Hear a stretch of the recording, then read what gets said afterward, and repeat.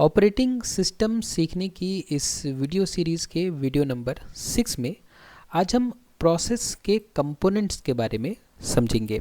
आज के इस वीडियो में हम समझेंगे कि किस तरीके से एक प्रोसेस मेन मेमोरी में स्टोर की जाती है। तो आज के इस वीडियो में हम बहुत डिटेल में इस बात को समझेंगे कि जब एक प्रोसेस को हम मेन मेमोरी में स्टोर करते हैं तो कैसे अलग अलग कंपोनेंट्स को अलग अलग जगह पर स्टोर किया जाता है और ऐसा क्यों किया जाता है, इस बात पे भी हम थोड़ा गौर करेंगे। तो इस सीरीज़ के पिछले वीडियो में, जो कि इस सीरीज़ का 5वां वीडियो था, उसमें हमने समझ लिया था कि एक प्रोग्राम और एक प्रोसेस के बीच में क्या डिफरेंस होता है। हमने समझा था कि प्रोग्राम मतलब क्या होता है, सेट ऑफ इंस्ट्रक्शंस होता है जो कि एक प्रोग्रामर द्वारा लिखे जाते हैं, और जब उन इंस्ट्रक्शंस को एग्जीक्यूट किया जाता है तो वो इंस्ट्रक्शंस क्या बन जाते हैं, प्रोसेस बन जाते हैं। ठीक है, पिछले वीडियो में हमने इस बारे में बहुत डिटेल में चर्चा करी थी। अगर आपने उस वीडियो को नहीं देखा है तो मैं अभी आई बटन पर लिंक दे दूंगा इस सीरीज़ के 5वें वीडियो का, जिसमें आप देख सकते हैं कि प्रोसेस और प्रोग्राम क्या होता है और उनमें बेसिक अंतर क्या होता है। तो चलिए शुरुआत करते हैं आज के इस वीडियो की, और हम समझते हैं कि ये आखिर कंपोनेंट्स ऑफ प्रोसेस है क्या। जब कोई प्रोग्राम एग्जीक्यूट होता है तो वह प्रोसेस बन जाता है। ठीक है, इस बात को हमने इस सीरीज़ के पिछले वीडियो में भी बहुत डिटेल में समझा था कि जब कोई प्रोग्राम कहाँ स्टोर होता है, प्रोग्राम हार्ड डिस्क में स्टोर होता है। ठीक है, ये डायग्राम आप देख पा रहे हैं, इसको अगर मैं थोड़ा कंप्लीट करने की कोशिश करूं तो मैं आपको ऐसे बता सकता हूं कि इस तरफ में राइट हैंड साइड में आप मान लीजिए कि आपके कंप्यूटर की हार्ड डिस्क है। ठीक है, इसी हार्ड डिस्क में आप सारे प्रोग्राम इंस्टॉल करते हैं। ठीक है, सारे प्रोग्राम जो भी आपने इंस्टॉल किए हैं वो सब कहाँ होते हैं, हार्ड डिस्क में होते हैं। अब इतने सारे प्रोग्राम में से आप क्या कर सकते हैं, किसी 1 या 2 या 4 या 10 प्रोग्राम को आप रन करा सकते हैं। ठीक है, आप यूज़ कर सकते हैं। तो वो कैसे करते हैं, वो बेसिकली हम डबल क्लिक करके करते हैं। जब हम विंडोज़ ऑपरेटिंग सिस्टम का उपयोग करते हैं तो जैसे आपको कोई भी प्रोग्राम उपयोग करना है तो आप क्या करेंगे, डबल क्लिक करेंगे। ठीक है, और वो आपका जो प्रोग्राम होगा वो अब बन जाएगा प्रोसेस, और प्रोसेस बन के कहाँ आ जाएगा, मेन मेमोरी में आ जाएगा। ये क्या है, मेन मेमोरी यानी कि रैम। ठीक है, आप इसको रैम मानिए, ये क्या है, रैम में है। तो रैम में क्या होता है कि जैसे यहाँ पे तो दिखाया है कि एक प्रोसेस स्टोर है, ऐसे कई सारी प्रोसेसेस स्टोर होती हैं। अब इन प्रोसेसेस को स्टोर करने के लिए ऐसे अलग अलग सेक्शन बनाए जाते हैं। ठीक है, एक प्रोग्राम एक ही है, ये जो एक प्रोग्राम है, प्रोग्राम वही है, उस एक प्रोग्राम का प्रोसेस इस तरीके से बनेगा। अब ये जो प्रोग्राम है ना, इसका जो कोड होता है, ठीक है, जो हमने इंस्ट्रक्शंस लिखे हैं, इंस्ट्रक्शंस यहाँ पे टेक्स्ट सेक्शन में स्टोर किए जाते हैं। उसके बाद इस प्रोग्राम में जो भी हमने ग्लोबल और स्टैटिक वेरिएबल्स उपयोग किए हैं वो सारे डेटा सेक्शन में स्टोर किए जाते हैं। इस प्रोग्राम में अगर हमने कोई डायनेमिक मेमोरी एलोकेशन किया है तो वो मेमोरी हमें यहाँ हीप सेक्शन से अलॉट की जाती है, और अगर हमारे प्रोग्राम में हम कोई लोकल वेरिएबल्स या फंक्शन कॉल्स का उपयोग करते हैं तो उसके लिए जो स्पेस होता है वो यहाँ पे स्टैक में रिजर्व होता है। ठीक है, तो हर प्रोसेस इसी तरीके से मेन मेमोरी में स्टोर की जाती है, और इसके बगल में होता है सीपीयू यानी कि प्रोसेसर। प्रोसेसर क्या करता है, प्रोसेसर ये जो टेक्स्ट सेक्शन में जो इंस्ट्रक्शंस लिखे हुए हैं ना, ये जो टेक्स्ट सेक्शन है, यहीं पे सारे इंस्ट्रक्शंस लिखे होते हैं। ठीक है, जब हम प्रोग्रामिंग करते हैं तो हम क्या करते हैं, जब हम प्रोग्रामिंग करते हैं तो बेसिकली हम इंस्ट्रक्शंस लिख रहे होते हैं। तो ये सारे इंस्ट्रक्शंस एक एक करके सीपीयू के पास जाते हैं एग्जीक्यूट होने के लिए। ठीक है, ये तो एक प्रोसेस यहाँ बना है, ऐसे मल्टीपल प्रोसेस होती है कहाँ पे, रैम में। ठीक है, रैंडम एक्सेस मेमोरी में। हालांकि अगर हम देखना चाहें कि एग्जैक्टली हमारे कंप्यूटर में कैसे स्टोर होता है ये सब चीज़, तो थोड़ा मुश्किल है, लेकिन फिर भी आपको थोड़ा सा फील आ सकती है ये सब चीज़ की। अगर आप देखना ही चाहते हैं तो आप क्या कर सकते हैं कि अपने कंप्यूटर में आप कंट्रोल शिफ्ट और एस्केप बटन साथ में दबाइए। ठीक है, कंट्रोल शिफ्ट और एस्केप बटन दबाएंगे तो आपको इस तरीके से ये टास्क मैनेजर ओपन हो जाएगा। ठीक है, इस टास्क मैनेजर में आप देख पाएंगे कि यहाँ पे वो सारे एप्लीकेशंस हैं जो कि करेंटली अभी मेरे कंप्यूटर में रन हो रहे हैं। इसी में आप यहाँ परफॉर्मेंस में जाएंगे तो आपको मेमोरी और सीपीयू के बारे में भी इंफॉर्मेशन मिल जाएगी। उसके बाद में आप ओपन रिसोर्स मॉनिटर, जो कि यहाँ पे लिखा हुआ है, इस पर क्लिक करेंगे तो आपको प्रोसेस के बारे में और ज़्यादा जानकारियाँ मिल जाएंगी। यहाँ पे आप देख सकते हैं कि जितनी भी प्रोसेसेस रन कर रही हैं अभी इस कंप्यूटर में, ठीक है, अभी इस कंप्यूटर में जितनी भी प्रोसेसेस रन कर रही हैं उन सभी प्रोसेसेस को यहाँ पे दिखाया गया है। देखिए ये प्रोसेस की आईडी है, PID मतलब प्रोसेस की आईडी। तो इतनी सारी प्रोसेसेस रन कर रही हैं अभी इस कंप्यूटर में, ठीक है। उसके बाद प्रोसेस का देखिए डिस्क्रिप्शन है, उसके बाद स्टेटस है। अगले वीडियो में हम पढ़ेंगे कि एक प्रोसेस किस किस स्टेट में जा सकती है। ये प्रोसेस रनिंग स्टेट में है, ये प्रोसेस सस्पेंडेड स्टेट में है ना। देखिए कोई प्रोसेस टर्मिनेटेड स्टेट में है। तो इस तरीके से एक प्रोसेस की कई सारी स्टेजेस होती हैं। उसके बाद में हम पढ़ेंगे आगे कि प्रोसेस में थ्रेड्स होते हैं। देखिए किसी प्रोसेस की एक थ्रेड है, ये सिंगल थ्रेडेड प्रोसेस है। किसी प्रोसेस की 11 थ्रेड हैं, किसी प्रोसेस की 46 थ्रेड हैं। तो ये मल्टी थ्रेडेड प्रोसेस है। तो आप यहाँ पे काफ़ी सारी इंफॉर्मेशन देख सकते हैं कि कैसे प्रोसेसेस बन रही हैं, कैसे यूज़ हो रही हैं ना, कैसे मेमोरी और CPU का उपयोग कर रही हैं। तो हालांकि बहुत ज़्यादा ऐसा फील तो नहीं आ रहा है, लेकिन फिर भी एक आपको आइडिया मिल जाएगा कि हमारे कंप्यूटर में एक समय में कितनी सारी प्रोसेसेस रन करती हैं, ठीक है ना। तो ये आप देख सकते हैं। इससे धीरे धीरे जैसे जैसे आप ऑपरेटिंग सिस्टम पढ़ते जाएंगे तो आपको और ज़्यादा आइडिया मिलता जाएगा कि ये सारी चीज़ें कैसे काम कर रही हैं। तो चलिए अब हम आगे बढ़ते हैं और एक एक करके इन सारे सेक्शंस को डिटेल में समझते हैं।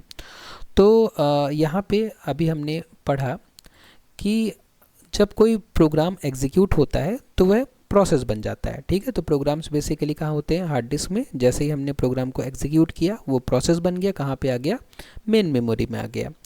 प्रोसेस की मेमोरी अलग अलग हिस्सों में ऑर्गेनाइज्ड होती है ताकि एग्जीक्यूशन एफिशिएंट हो सके।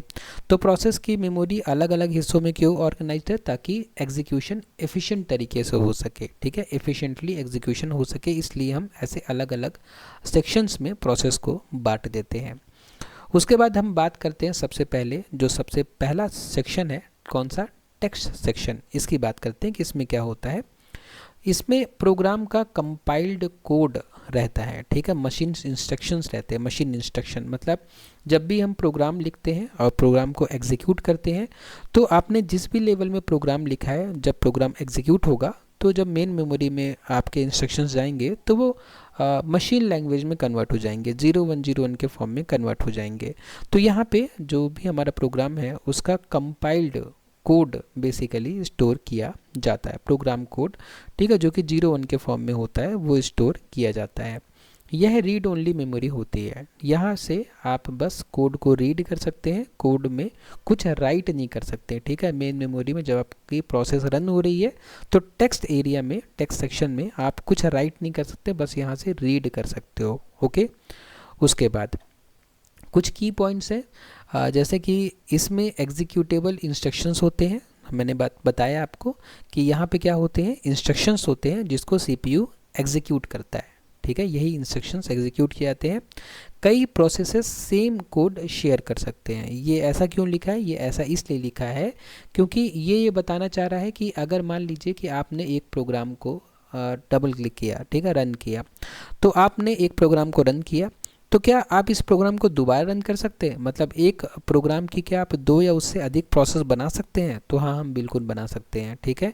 जैसे मैंने आपको इस सीरीज़ के पिछले वीडियो में वर्ड फाइल ओपन करके दिखाया था, मैंने दिखाया था कि हम 2 बार 3 बार 4 बार कितने बार भी वर्ड फाइल ओपन कर सकते हैं। तो आप जितने बार भी वर्ड फाइल ओपन करोगे ना, हर बार इसी तरीके से प्रोसेस बनेगी। लेकिन ये जो टेक्स्ट सेक्शन होगा ना, टेक्स्ट सेक्शन, ये सभी प्रोसेसेस का कॉमन होगा, ठीक है।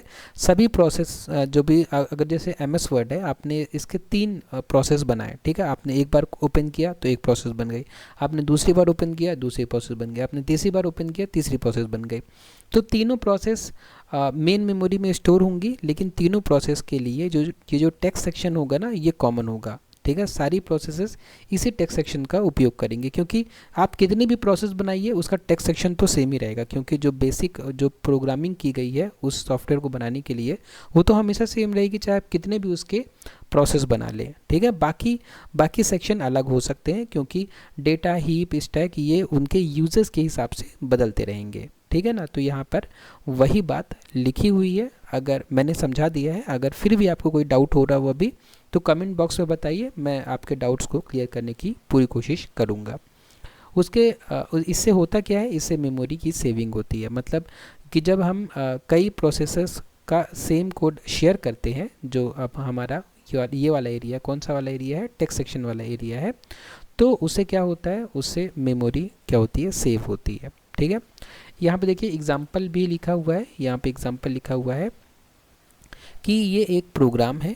ठीक है, ये एक प्रोग्राम है, यह पूरा कोड टेक्स्ट सेक्शन में स्टोर होता है। तो ये पूरा का पूरा कोड कहाँ स्टोर होगा, टेक्स्ट सेक्शन में स्टोर होगा।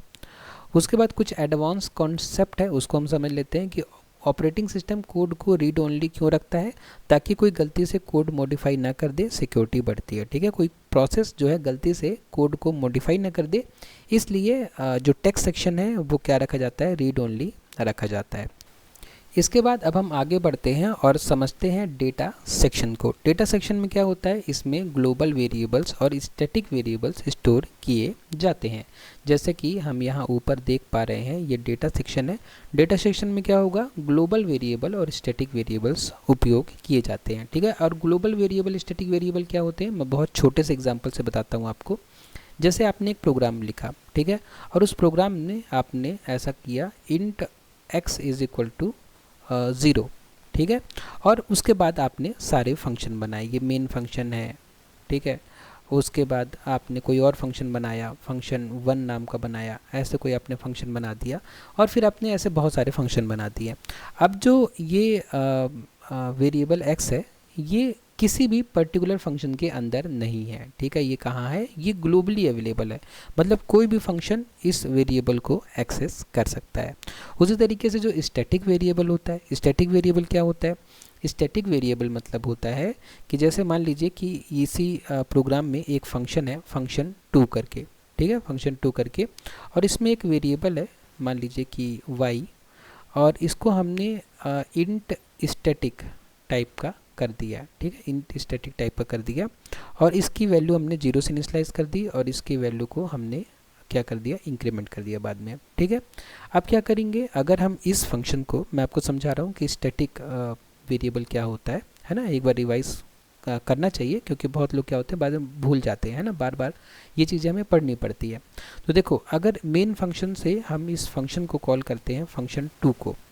ठीक है, तो एक बार हमने कॉल किया तो क्या हुआ, ये फंक्शन कॉल हुआ, y नाम का वेरिएबल बना। ठीक है, y नाम का वेरिएबल क्या हुआ, बना, इसमें 0 वैल्यू इनिशियलाइज हुई, उसके बाद में y की वैल्यू इंक्रीमेंट होके ये वैल्यू 1 हो गई। ओके, उसके बाद जब हम इस फंक्शन को दोबारा कॉल करेंगे, यहाँ से देखिए मेन से मैं क्या कर रहा हूँ, दोबारा कॉल कर रहा हूँ। अब दोबारा इस फंक्शन को मैं कॉल करूँगा तो ये y जो होगा फिर से इनिशियलाइज नहीं होगा। ठीक है, क्यों, क्योंकि ये स्टैटिक वेरिएबल है, ये दोबारा इनिशियलाइज नहीं होगा, इसकी वैल्यू जो 1 थी वो 1 रह जाएगी, और y जो है इंक्रीमेंट हो जाएगा, मतलब अब y की वैल्यू क्या हो जाएगी, y की वैल्यू 2 हो जाएगी। इसी तरीके से जब हम तीसरी बार कॉल करेंगे तो इसकी वैल्यू फिर से इनिशियलाइज नहीं होगी, अब y की वैल्यू क्या हो जाएगी, 3 हो जाएगी। ठीक है, ये होता है स्टैटिक वेरिएबल। ठीक है, तो ग्लोबल वेरिएबल भी आपको बता दिया मैंने, स्टैटिक वेरिएबल भी बता दिया मैंने आपको। तो जब भी हमारे प्रोग्राम में कोई ऐसा वेरिएबल होता है जो ग्लोबल हो या स्टैटिक हो, तो हम उस वेरिएबल को कहाँ रखते हैं, डेटा सेक्शन में रखते हैं। ठीक है, यहाँ पे वही बात बताई जा रही है। अब टाइप ऑफ डेटा सेक्शन, अब देखिए डेटा सेक्शन में भी 2 टाइप होते हैं। ये जो डेटा सेक्शन आप देख पा रहे हैं ना यहाँ पे, इसमें भी 2 टाइप होते हैं, इसके दो भाग होते हैं। आप मान लीजिए 2 भाग होते हैं। पहले भाग में हम उन ग्लोबल और स्टैटिक वेरिएबल को रखते हैं जो जिनकी वैल्यू इनिशियलाइज कर दी गई है, और दूसरे भाग में हम उन ग्लोबल और स्टैटिक वेरिएबल को रखते हैं जिनकी वैल्यू इनिशियलाइज नहीं की गई है। ठीक है, बहुत सिंपल है। ठीक है, हमने इसको भी 2 भागों में बांट दिया। ठीक है, कई बार हम क्या करते हैं कि जैसे y नाम का वेरिएबल हमने बनाया, इसको इनिशियलाइज नहीं किया, तो इसको हम एक अलग सेक्शन में रखेंगे, और इनिशियलाइज कर दिया तो अलग सेक्शन में रखेंगे। ठीक है, बस यहाँ पे इतना ही बात लिखी हुई है, कोई बहुत ज़्यादा गहरी बात नहीं है। तो देखो, type of data section, initialise data segment, जिन वेरिएबल्स की वैल्यू असाइन की गई है उनको हम अलग रखेंगे, और जिन वेरिएबल्स की वैल्यू को असाइन नहीं किया गया उनको हम अलग रखेंगे। ठीक है, कुछ की पॉइंट्स है वो देख लेते हैं। प्रोग्राम स्टार्ट होने पर मेमोरी एलोकेट होती है। डेटा सेक्शन में मेमोरी कब एलोकेट होती है, जब हमारा प्रोग्राम स्टार्ट होता है। प्रोग्राम खत्म होने पर ये जो मेमोरी होती है फ्री हो जाती है। ठीक है, तो जब तक आपका प्रोग्राम चलेगा तब तक डेटा सेक्शन में जो भी मेमोरी आपको एलोकेट की गई है वो रहेगी। यह परमानेंट स्टोरेज जैसा है, मतलब जब तक प्रोग्राम चलेगा तब तक इसमें सारे वेरिएबल्स रहेंगे। प्रोग्राम के पूरे एग्जीक्यूशन में डेटा बना रहता है, मतलब जब तक प्रोग्राम चल रहा है तब तक इसमें जो डेटा है डेटा सेक्शन में वो बना रहेगा। ठीक है, उसके बाद ये जो नेक्स्ट सेक्शन है इसमें क्या है कि हीप सेक्शन है ये। ठीक है, जब भी हम डायनेमिकली मेमोरी एलोकेट करते हैं तो वो मेमोरी हमें कहाँ से मिलती है, हीप सेक्शन से मिलती है। इसमें क्या होता है, रन टाइम में डायनेमिक मेमोरी एलोकेशन के लिए यूज़ होता है। जब आपका प्रोग्राम रन कर रहा हो और आपको रन टाइम पे मेमोरी की नीड हो तो आप मेमोरी मांगते हो, तो मेमोरी आपको कहाँ से मिलती है, आपको हीप से मिलती है। ठीक है, मेमोरी एलोकेशन के फंक्शन कौन कौन से होते हैं। मेमोरी एलोकेशन के लिए मेलॉक, कैलॉक, रीअलॉक फंक्शन का उपयोग किया जाता है। हमने जब सी प्रोग्रामिंग जब हम पढ़ रहे थे तब हमने इन सारे फंक्शंस की चर्चा डिटेल में की थी। अगर आपने सी प्रोग्रामिंग के वीडियोस नहीं देखे हैं और आप मेलॉक, कैलॉक, रीअलॉक के बारे में दोबारा पढ़ना चाहते हैं तो मैं आई बटन पर लिंक दे दूंगा, आप बाद में पढ़ सकते हैं, या मेरे यूट्यूब चैनल में आप सी प्रोग्रामिंग वाली प्लेलिस्ट में जाएंगे तो आपको वीडियो मिल जाएंगे। ठीक है, तो हम क्या बता रहे थे, हम क्या समझ रहे थे कि हीप सेक्शन में वो मेमोरी होती है जो यूज़र डायनेमिकली रन टाइम पे मांगता है। ठीक है, जब भी डायनेमिकली यूज़र मेमोरी मांगता है तो उसको मेमोरी हीप से दी जाती है। उसके बाद में फ्री भी बहुत इंपॉर्टेंट फंक्शन है, अभी हम आगे पढ़ेंगे कि इसका उपयोग हम क्यों करते हैं। एग्जाम्पल देखिए लिखा हुआ है कि अगर हमें देखिए मेलॉक यहाँ पे फंक्शन का उपयोग किया गया है। मेलॉक साइज़ ऑफ इंट, मतलब हमें इंटीजर के साइज़ का एक ब्लॉक चाहिए और उस ब्लॉक को पॉइंट करेगा ये पॉइंटर पी नाम का। ठीक है, और इस हम पी पॉइंटर की सहायता से इस मेमोरी ब्लॉक को एक्सेस कर सकते हैं और हमने उसमें क्या रख दिया, 50 रख दिया। ठीक है, मतलब कि ये जो आपको ये जो प्रोसेस का जो हमने ऊपर अभी डायग्राम देखा है इसमें जो हीप सेक्शन होता है, हीप। ठीक है, तो जब हमने डायनेमिकली मेमोरी मांगी तो यहाँ पे हीप में एक मेमोरी एलोकेट हो जाएगी एक इंटीजर स्टोर करने के लिए, और इस मेमोरी को एक्सेस करने के लिए पी नाम के पॉइंटर का हम उपयोग करेंगे जो इस पर्टिकुलर मेमोरी ब्लॉक को पॉइंट कर रहा होगा। ठीक है, और इस पॉइंटर की सहायता से हम इस ब्लॉक में कोई भी वैल्यू स्टोर कर सकते हैं, एक्सेस कर सकते हैं। फिलहाल हमने इस पॉइंटर की मदद से इस मेमोरी ब्लॉक में एक वैल्यू जो कि 50 है उसको स्टोर कराया है। यहाँ मेमोरी हीप में एलोकेट हुई है, तो ये मेमोरी कहाँ पे एलोकेट हुई है, हीप में एलोकेट हुई है। की पॉइंट्स क्या है, साइज डायनेमिकली चेंज होता है। साइज डायनेमिकली चेंज होता है मतलब यूज़र रन टाइम पे, है ना, रन टाइम पे कितनी भी मेमोरी मांग सकता है और कितनी भी मेमोरी फ्री कर सकता है, चेंज करता है। मतलब अभी इसने यूज़ किया, थोड़ी देर बाद में इसको फ्री कर देगा तो ये मेमोरी किसी और काम में आ जाएगी। ठीक है ना। उसके बाद मैनुअल मेमोरी मैनेजमेंट, मतलब मेमोरी का मैनेजमेंट मैनुअली होता है। मैनुअली होता है मतलब कि यूज़र अपने नीड के हिसाब से, अपने ज़रूरत के हिसाब से हीप से मेमोरी की रिक्वेस्ट करता है, लेकिन इसमें मेमोरी लीक का खतरा होता है। ठीक है, मेमोरी लीक का खतरा होता है कब, जब हम मेमोरी को डायनेमिकली एलोकेट करते हैं। कैसे होता है, देखिए यहाँ पे लिखा हुआ है। मेमोरी लीक क्या है, जब एलोकेटेड मेमोरी फ्री नहीं की जाती। एग्जांपल के लिए आपने क्या किया, मेलॉक का उपयोग करके इंटीजर साइज की मेमोरी आपने मांगी, आपको मेमोरी मिल गई, लेकिन आपने इस मेमोरी को फ्री नहीं किया। जब आप फ्री नहीं करोगे और आप इसका यूज़ भी नहीं करोगे, ठीक है, तो ये मेमोरी क्या होगी, किसी और के काम भी नहीं आ पाएगी, तो ये मेमोरी क्या हो कहलाएगी, वेस्ट कहलाएगी। ठीक है, तो इसी को हम क्या कहते हैं, मेमोरी लीक कहते हैं। ठीक है, मतलब आपने 50 स्टोर किया, आपको 50 का जो यूज़ करना था आपने 50 का यूज़ किया, उसके बाद आप प्रोग्राम में आगे बढ़ गए, आप दूसरे काम करने लग गए और आप इस मेमोरी के बारे में भूल ही गए। ठीक है, तो चूँकि ये मेमोरी, ये पॉइंटर पॉइंट कर रहा है, उपयोग में है, इसलिए ये मेमोरी किसी और को नहीं दी जा सकती, लेकिन आप भी इसका यूज़ नहीं कर रहे हो, तो इसलिए हम इसको क्या कहते हैं, मेमोरी लीक कहते हैं। ओके, ये वैसा ही है, यहाँ पे देखिए एग्जाम्पल भी लिखा हुआ है, यह ही मेमोरी वेस्ट करेगा। ठीक है, रियल लाइफ एग्जांपल भी है कि एक्स्ट्रा स्टोरेज रूम, ठीक है, ज़रूरत पड़े तो यूज़ करो वरना खाली छोड़ दो। ठीक है, एक एग्जांपल आप ऐसे समझ सकते हो कि मान लीजिए कि एक होटल है, ठीक है, मान लीजिए कि एक होटल है, होटल में आपने एक कमरा बुक किया, ठीक है, कमरा नंबर 201 आपने बुक किया। ठीक है, आपने क्या कर लिया, इस कमरे को बुक कर लिया। ठीक है, अब बुक करने के बाद आपने क्या किया, आप जिस डेट में आपकी बुकिंग थी उस डेट में गए, अब आपने क्या कर लिया, यहाँ पे चेक इन कर लिया। ठीक है, आपने इस कमरे में चेक इन कर लिया। अब जो होटल वाले हैं उनको पता है कि आप इस कमरे में हैं। ठीक है, बुकिंग डेट पे आप आ गए हैं, आपने चेक इन कर लिया है। अब अगले दिन आप सुबह सो के उठें और इस कमरे से अपना सामान उठाया और सामान उठा के आप चुपचाप इस कमरे से निकल गए। ठीक है, निकल गए।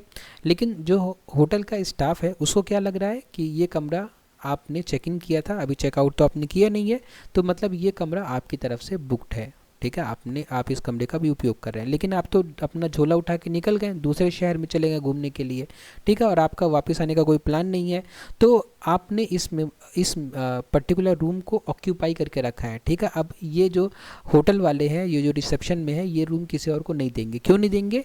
क्योंकि आप इस रूम से आपने चेकआउट नहीं किया है, ठीक है, चेकआउट आपने नहीं किया है। अगर आप चेकआउट कर देते तो होटल वालों को पता होता कि ये रूम फ्री हो गया, लेकिन आपने चेकआउट ही नहीं किया है। तो इसी तरीके से ये मेमोरी का गेम होता है, ये मेमोरी का खेल होता है कि आपने एक मेमोरी ली, आपने यूज़ किया और बाद में आपने इसको फ्री नहीं किया, तो अब वो मेमोरी आपके नाम पे रिज़र्व है, ठीक है, आपके उस पॉइंटर जो आपका जो पॉइंटर है वो उस मेमोरी को पॉइंट कर रहा है, लेकिन उस मेमोरी का कोई उपयोग नहीं हो पा रहा है, ठीक है। इसी को हम क्या कहते हैं? मेमोरी लीक कहते हैं। उसके बाद ठीक है, आगे बढ़ें और देखें स्टैक के बारे में कि जो हमारा जो प्रोसेस होता है उसमें जो स्टैक सेक्शन होता है, मैं एक बार आपको दिखा दूं। पहले हम इस स्टैक सेक्शन की बात कर रहे हैं, ठीक है। मुझे इमेज को एक बार नीचे भी कॉपी पेस्ट कर लेना चाहिए था, लेकिन चलिए कोई बात नहीं। यहाँ पे देखिए ये स्टैक सेक्शन है, ठीक है। इसमें क्या होता है? इसमें जो भी हम फंक्शंस यूज़ करते हैं और जो भी हम लोकल वेरिएबल्स बनाते हैं वो सारे स्टैक में जाके स्टोर होते हैं, ठीक है। स्टैक की मेमोरी उन काम के लिए होती है, मतलब फंक्शन कॉल्स को स्टोर करने में और लोकल वेरिएबल्स की वैल्यूज़ को स्टोर करने में, इवन फंक्शन के जो पैरामीटर्स होते हैं उनकी वैल्यूज़ को भी स्टोर करने में स्टैक की ही उपयोग होता है, स्टैक का ही उपयोग होता है। अब यहाँ पे आप ये एरो देख पा रहे होंगे, इस एरो का मतलब बस इतना ही है कि ये हीप और जो स्टैक है इनके बीच का ये जो बाउंड्री है ना, ये बाउंड्री फ्लेक्सिबल होती है, ठीक है, फ्लेक्सिबल होती है। मतलब एक प्रोग्राम में मान लीजिए कि आपने हीप वाला जो मेमोरी है बिल्कुल यूज़ नहीं किया, तो इसका मतलब स्टैक जो है इस पूरी मेमोरी को यूज़ कर सकता है, ठीक है। अगर आप चाहें तो स्टैक वाला स्पेस कम यूज़ करें और डायनेमिक मेमोरी एलोकेशन वाला स्पेस आप पूरा ये ही पूरा स्पेस यूज़ कर सकता है। लेकिन जब आप स्टैक का भी उपयोग करेंगे और उधर से हीप का भी उपयोग करेंगे और जब दोनों के बीच में मेमोरी ख़त्म हो जाएगी, ठीक है, दोनों के बीच में मेमोरी ख़त्म हो जाएगी और आप तब भी स्टैक का उपयोग करना चाहेंगे तो आपको स्टैक ओवरफ्लो का मैसेज आता है, ठीक है। मतलब ये जो ओवरऑल मेमोरी है जब ये भर जाएगी तो आपको स्टैक ओवरफ्लो का मैसेज आएगा, बोला जाएगा कि मेमोरी आपकी ख़त्म हो चुकी है, एग्जॉस्ट हो चुकी है, जो आपको मेमोरी मिली थी इस प्रोसेस के लिए आपने पूरी यूज़ कर ली है, ठीक है। ये कब होता है? जब आप रिकर्सिव फंक्शन का उपयोग करते हैं और इन्फाइनाइट रिकर्सन की तरफ जब आप जाते हैं तो जनरली ऐसा देखने को मिलता है, ठीक है। अब इन्फाइनाइट रिकर्सन क्या होता है, इस बात की भी चर्चा हमने करी थी जब हम सी प्रोग्रामिंग पढ़ रहे थे, तो ठीक है, अगर आपने नहीं देखा है तो आई बटन पर आप क्लिक करके देख सकते हैं, नहीं तो मेरे यूट्यूब चैनल पर जब आप सी प्रोग्रामिंग की प्लेलिस्ट में जाएंगे तो आपको वो वीडियो मिल जाएगा जिसमें हमने स्टैक ओवरफ्लो की चर्चा भी करी थी डिटेल में, ठीक है, रिकर्सन वाले चैप्टर में। तो अब हम पढ़ते हैं कि क्या लिखा है स्टैक सेक्शन में। इसमें लिखा है कि इसमें फंक्शन कॉल, लोकल वेरिएबल और पैरामीटर्स स्टोर होते हैं, ठीक है, कौन से? स्टैक वाले सेक्शन में। इसका वर्किंग प्रिंसिपल क्या होता है? Last in first out. हम सबको पता है कि स्टैक में जो भी फंक्शन पहले कॉल होता है वो सबसे नीचे जाता है, उसके बाद में बाकी फंक्शन उसके ऊपर जाते रहते हैं। अब यहाँ पे देखिए एग्जांपल लिखा हुआ है कि एक फंक्शन है, ठीक है, ये फंक्शन है fun नाम का और इसमें एक वेरिएबल है x नाम का जिसकी वैल्यू क्या है? 10 है। अब ये x स्टैक में स्टोर होगा, ठीक है, क्योंकि ये लोकल वेरिएबल है तो लोकल वेरिएबल कहाँ स्टोर होगा? लोकल वेरिएबल स्टैक में स्टोर होगा, ठीक है। और ग्लोबल और स्टैटिक वेरिएबल कहाँ स्टोर होंगे? डेटा सेक्शन में स्टोर होंगे, ठीक है। तो तीन टाइप के वेरिएबल हमने देखे है ना, मैं आपको बता दूँ एक बार। ग्लोबल वेरिएबल, ग्लोबल, स्टैटिक और लोकल, ये तीन टाइप के वेरिएबल देखें। ये दोनों वेरिएबल्स कहाँ स्टोर होते हैं? डेटा सेक्शन में। और ये लोकल वेरिएबल कहाँ स्टोर होता है? स्टैक में, ठीक है। तो इतना आप समझ गए होंगे, है ना। तो ये जो फंक्शन है, फंक्शन के अंदर जो वेरिएबल है इसको हम लोकल वेरिएबल बोलते हैं। इसकी वैल्यू कहाँ स्टोर होती है? स्टैक में स्टोर होती है। अब देखिए यहाँ पे फंक्शन कॉल का फ्लो दिया हुआ है कि मान लीजिए कि एक मेन प्रोग्राम है, मैं आपको बना के दिखाता हूँ। एक मेन नाम का फंक्शन है, ठीक है। इस मेन नाम के फंक्शन से हमने फंक्शन 1 को कॉल किया, फंक्शन 1 को हमने क्या किया? कॉल किया। तो फंक्शन 1 की कहीं डेफिनेशन लिखी होगी, तो हम उस डेफिनेशन में पहुँचे, तो कुछ लाइन एग्जीक्यूट हुई, उसके बाद में क्या हुआ, फंक्शन 2 कॉल हुआ। तो मतलब इस फंक्शन 1 के अंदर क्या हुआ, फंक्शन 2 कॉल हुआ। जब फंक्शन 2 कॉल होगा तो हम कहीं और चले जाएंगे जहाँ पे फंक्शन 2 की डेफिनेशन होगी। तो फंक्शन 2 के डेफिनेशन को हम ऐसे एग्जीक्यूट करेंगे, और जैसे ही फंक्शन 2 का एग्जीक्यूशन ख़त्म होगा तो हम वापस कहाँ जाएंगे, पहले फंक्शन 1 में, और उसके बाद में हम कहाँ जाएंगे, मेन में जाएंगे। तो यहाँ पे देखिए वही बात लिखी हुई है, फंक्शन 2 खत्म, ठीक है। मतलब हमने मेन से फंक्शन 1 को कॉल किया, फंक्शन 1 को हम लाइन एग्जीक्यूट की, हमें फंक्शन 2 मिला, फंक्शन 2 के डेफिनेशन में गए हैं। फंक्शन 2 जैसे ही कंप्लीट हुआ तो हम कहाँ जाएंगे, ये देखिए फंक्शन 2 जैसे ही कंप्लीट हुआ तो हम कहाँ जाएंगे, फंक्शन 1 में। हम कहाँ पहुँचे, फंक्शन 1 में।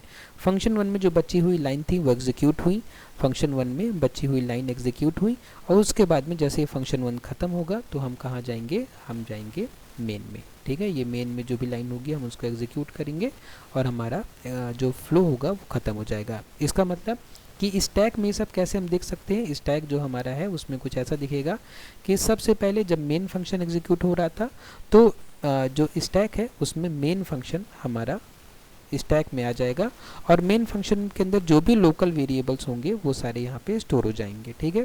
उसके बाद जैसे ही फंक्शन 1 कॉल होगा तो यहाँ पे स्टैक में फंक्शन 1 के सारे लोकल वेरिएबल्स यहाँ पे स्टोर हो जाएंगे, और उसके बाद में फंक्शन 1 के बाद जब फंक्शन 2 कॉल होगा तो स्टैक में फंक्शन 2 का जो पूरा डेटा होगा वो यहाँ पे स्टैक में स्टोर रहेगा। और जैसे ही फंक्शन 2 का एग्जीक्यूशन ख़त्म होगा, ठीक है, अब देखिए इस यहीं पे आता है हमारा लास्ट इन फर्स्ट आउट, ठीक है। ये क्या जो प्रिंसिपल था, वर्किंग प्रिंसिपल क्या था, लास्ट इन फर्स्ट आउट, है ना। तो लास्ट इन फर्स्ट आउट मतलब जो सबसे लास्ट में इन हुआ, सबसे लास्ट में इन कौन हुआ, सबसे लास्ट में इन हुआ फंक्शन 2। तो सबसे लास्ट में फंक्शन 2 इन हुआ तो सबसे पहले ये ख़त्म होगा, ठीक है। फंक्शन 2 का एग्जीक्यूशन ख़त्म हुआ, यहाँ पे स्टैक खाली हो गया। फिर फंक्शन 2 का फंक्शन 1 का एग्जीक्यूशन ख़त्म हुआ, ये स्टैक खाली हो गया। उसके बाद में मेन प्रोग्राम का एग्जीक्यूशन ख़त्म हुआ तो ये मेन फंक्शन जो है स्टैक से गायब हो जाएगा, ठीक है। इस तरीके से स्टैक भरता है और स्टैक खाली होता है, ठीक है। जो लास्ट में अंदर गया है स्टैक में वो सबसे पहले बाहर आएगा, और उस तरीके से जो सबसे पहले गया है वो सबसे लास्ट में बाहर आएगा, ठीक है। तो ये होता है स्टैक का यूज़ जब हम एक प्रोसेस को मेन मेमोरी में देखते हैं। उसके बाद में देखिए कुछ की पॉइंट्स हैं कि स्टैक में फास्ट एक्सेस होता है, ऑटोमेटिकली मैनेज होता है ये पूरा स्टैक, और स्टैक का साइज़ लिमिटेड होता है। स्टैक ओवरफ्लो क्या होता है, जब स्टैक लिमिट एक्सीड हो जाए, ठीक है। ये जो स्टैक ऐसे भरते जाएगा, और जब जो स्टैक के लिए मेमोरी रिजर्व है वो मेमोरी पूरी एग्जॉस्ट हो जाएगी तो यहाँ पे क्या आ जाएगा, स्टैक ओवरफ्लो हो जाएगा, ठीक है। एग्जाम्पल के लिए अगर इन्फानाइट रिकर्शन होता है, इन्फानाइट रिकर्शन मतलब देखिए एक फंक्शन के अंदर जब हम गए तो उस फंक्शन ने स्वयं को ही कॉल किया, ये उस फंक्शन ने खुद को ही कॉल किया, ठीक है। ऐसे खुद को कॉल करता रहेगा, स्टैक भरता रहेगा, और जैसे ही स्टैक पूरा भर जाएगा तो हमें एरर देखने को मिलेगी, कौन सी, स्टैक ओवरफ्लो, ठीक है ना। तो मैंने अपने हिसाब से एक बार आपको समझा दिया है, लेकिन हो सकता है कि अगर आप पहली बार इस चीज़ को पढ़ रहे हैं तो आपको समझ में नहीं आए, होता है ऐसा। तो अगर नहीं समझ में आए तो आप मेरे यहाँ पे देखिए यूट्यूब चैनल पे जाइएगा, और यहाँ पे आपको प्लेलिस्ट नाम की जो टैब है ये मिलेगी। तो आप यहाँ पे जाओगे तो यहाँ पे देखना सी प्रोग्रामिंग की आपको ये प्लेलिस्ट मिलेगी।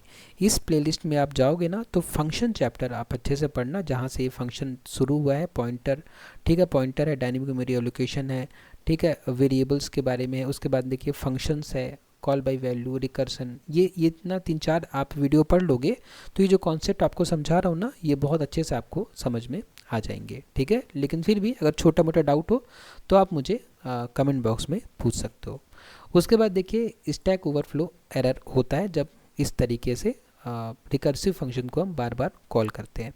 उसके बाद देखिए स्टैक और हीप के बारे में डिफरेंस लिखा हुआ है, एग्जाम में आ सकता है, इसलिए मैंने ऐसा डिफरेंस आपको टेबल के फॉर्म में दे दिया है। अब देखिए एलोकेशन जो होता है स्टैक में ऑटोमेटिक होता है, हम स्टैक हमारे बस में नहीं है, लेकिन जो हीप होता है उसको हम मैनुअली असाइन करते हैं, ठीक है, मेलॉक कैलॉक फंक्शन का उपयोग करके। उसके बाद में जो स्पीड होती है स्टैक की वो फास्ट होती है, हीप की स्पीड स्लो होती है, किससे, स्टैक से। मेमोरी साइज़ लिमिटेड होता है और हीप का जो मेमोरी साइज़ है थोड़ा सा ज़्यादा होता है, ठीक है, हालांकि दोनों फ्लेक्सिबल होते हैं। उसके बाद एक्सेस जो होता है स्टैक का डायरेक्ट होता है, और जो हीप है उसको हम पॉइंटर के थ्रू हम एक्सेस करते हैं। जो रिस्क होता है स्टैक में, स्टैक ओवरफ्लो का होता है, और जो हीप होती है उसमें जो रिस्क होता है वो मेमोरी लीक का होता है, ठीक है। तो उसके बाद में एक बार हम क्विकली रिवाइज कर लेते हैं कि जो टेक्स्ट सेक्शन होता है उसमें इंस्ट्रक्शन स्टोर किए जाते हैं, डेटा सेक्शन में ग्लोबल वेरिएबल्स और स्टैटिक वेरिएबल्स स्टोर किए जाते हैं, हीप में डायनेमिक मेमोरी एलोकेशन होता है, और स्टैक का यूज़ हम करते हैं फंक्शन एग्जीक्यूशन के लिए, ठीक है। तो आज के इस वीडियो में बस इतना ही। अगर आपको इस नोट से पढ़ना है, जिस नोट्स में आज हमने प्रोसेस के कंपोनेंट्स को डिटेल में समझा है, तो इस नोट्स को डाउनलोड करने के लिए आप क्या कर सकते हैं, आप मेरे जब YouTube चैनल पर जाएंगे तो यहाँ पे आपको मोर नाम की बटन दिखेगी। इस बटन में को क्लिक करने के बाद यहाँ पे गूगल ड्राइव की लिंक मिलेगी। इस लिंक पे आप जाओगे तो यहाँ पे ऑपरेटिंग सिस्टम नाम का फोल्डर मिलेगा। इस फोल्डर के अंदर ये PDF मिलेगी। इस PDF में आपको मिल जाएंगे नोट्स, ठीक है। यहाँ पे आप जाओगे, यूनिट 1 के नोट्स देखने हैं तो आप यहाँ पे क्लिक करोगे और यहाँ पे आपको कंप्लीट यूनिट 1 के नोट्स मिल जाएंगे, ठीक है। जो मैं पढ़ा रहा हूँ वो भी यहीं पे नीचे मिल जाएगा। तो आज के इस वीडियो में बस इतना ही। अगर आपको वीडियो पसंद आया, उपयोगी लगा, तो वीडियो को लाइक करें, शेयर करें अपने फ्रेंड्स के साथ में, और सब्सक्राइब करें मेरे यूट्यूब चैनल को। आपने वीडियो को लास्ट तक देखा उसके लिए बहुत बहुत धन्यवाद।